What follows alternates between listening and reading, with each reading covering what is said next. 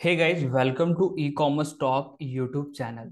Guys, आज के इस वीडियो में हम बात करने वाले हैं फ्लिपकार्ट के सेल रिपोर्ट के ऊपर और खास करके कैशबैक रिपोर्ट के ऊपर। गाइज, बहुत से सालों को कंफ्यूजन होता है कि जब वो अपना फ्लिपकार्ट से सेल रिपोर्ट डाउनलोड करते हैं तो उनको सेल रिपोर्ट ये इस तरह का फॉर्मेट डाउनलोड होता है और उनको साथ ही साथ कैशबैक रिपोर्ट भी साथ ही यहाँ पर शो होता है।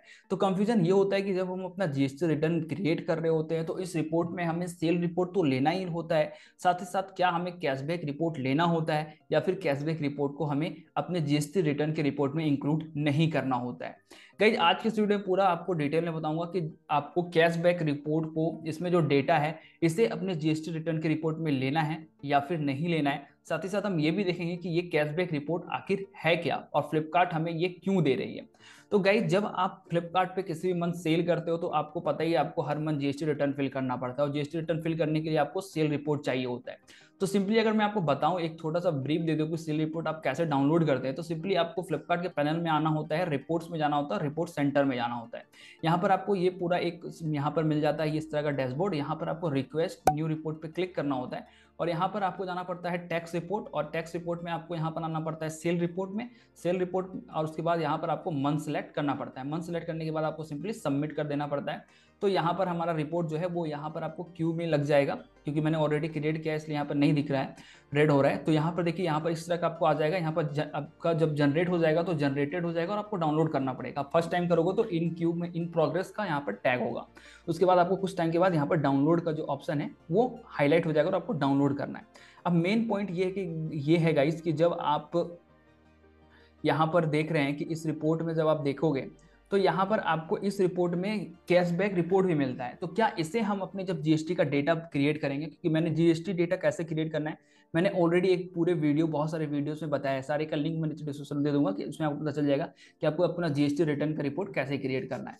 तो जब आप जीएसटी रिटर्न का रिपोर्ट क्रिएट करते हो तो आपको अपना ये सेल रिपोर्ट तो लेना ही लेना है, इसका जितना भी डेटा है वो सारा आपको लेना है। साथ ही साथ आपको कैशबैक रिपोर्ट का भी डेटा लेना है।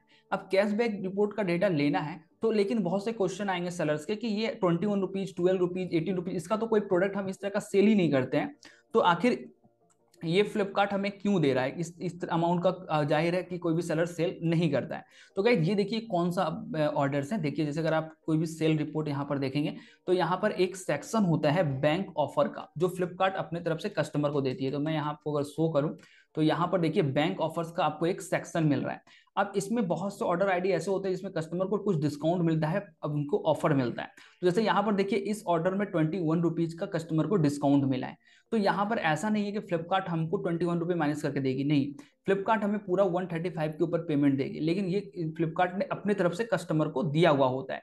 लेकिन तो ये जो रिपोर्ट होता है इसमें क्या होता है कि डिस्काउंट माइनस हो जाता है। देख सकते हैं 114 रुपीज हो गया है और यहाँ पर 114 रुपीज के ऊपर ही हम अपना रिपोर्ट जो है वो क्रिएट कर रहे हैं। लेकिन ऐसा नहीं है, हमने 135 के ऊपर ही सेल किया है और ये डिस्काउंट जो है वो फ्लिपकार्ट की तरफ से। इसलिए फ्लिपकार्ट इन सारे ऑर्डर आईडी को अलग से यहाँ पर मेंशन करती है। आपको ये सारा तो लेना ही है। साथ ही अगर मैं आपको दिखाऊं, यहाँ पर देखिए 21 रुपीज का अपने डिस्काउंट फ्लिपकार्ट ने अपने कस्टमर को दिया है। तो यहाँ से मैं अगर इस ऑर्डर आईडी कॉपी कर लूँ तो यहाँ पर आप कैशबैक में आ जाइए, तो यहाँ पर ऑर्डर आईडी वाला सेक्शन में जाना पड़ेगा। देखिए ऑर्डर आईडी, तो मैं यहाँ पर इससे फिल्टर करके डाल देता हूँ तो आपको शो करेगा कि ये ऑर्डर आईडी देखिए यहाँ पर ऑलरेडी है। लेकिन यहाँ पर अगर आप इसका इनवॉइस अमाउंट देखेंगे तो 21 रुपीज है, क्योंकि यहाँ पर फ्लिपकार्ट ने कितना का डिस्काउंट दिया है, 21 रुपये का डिस्काउंट दिया है। इसलिए फ्लिपकार्ट ने एक अलग से इनवॉइस हमारे सेलर्स के लिए बना दिया है कि आपका ये पूरा सेल अमाउंट होना चाहिए। 135 में हम सेल कर रहे हैं तो टोटल 125 हो जाएगा। यहाँ पर 21 हो गया, 21 का क्योंकि यहाँ पर डिस्काउंट आ गया था इसलिए यहाँ पर कितना हो गया था, 114 हो गया था। ठीक है, तो वो हमारा इससे मेकअप हो जाएगा, तो हमारा सेल का जो डेटा है वो एक्यूरेट बनेगा, कुछ भी मिसमैच नहीं होगा।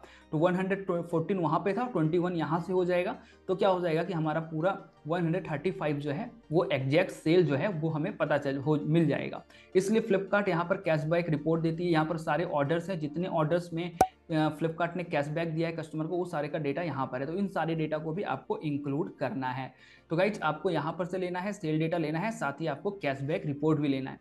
आई होप गाइज आपको समझ में आ गया होगा कि कैशबैक रिपोर्ट आखिर है क्या। तो और कुछ ऑर्डर्स ले लेते हैं जिसमें फ्लिपकार्ट ने, देखिए जैसे यहाँ पर देखिए 14 रुपीज का फ्लिपकार्ट ने कैशबैक दिया है। 179 का ये प्रोडक्ट है जिसमें 14 रुपीज का कैशबैक है, 139 के ऊपर टैक्स कैलकुलेट हुआ है। तो यहाँ पर हमने क्योंकि 179 पे सेल किया तो 179 ही हमें लेना पड़ेगा, इसलिए आप इसे अगर इस ऑर्डर आईडी को कॉपी करेंगे तो जैसे यहाँ पर 14 रुपीज का डिस्काउंट दिया है, तो यहाँ पर कैशबैक रिपोर्ट में एक 14 रुपीज का अलग से इनवॉइस जो है वो फ्लिपकार्ट सेलर को बना कर दे देता है, ताकि उनके जीएसटी डेटा में कुछ भी गड़बड़ ना हो।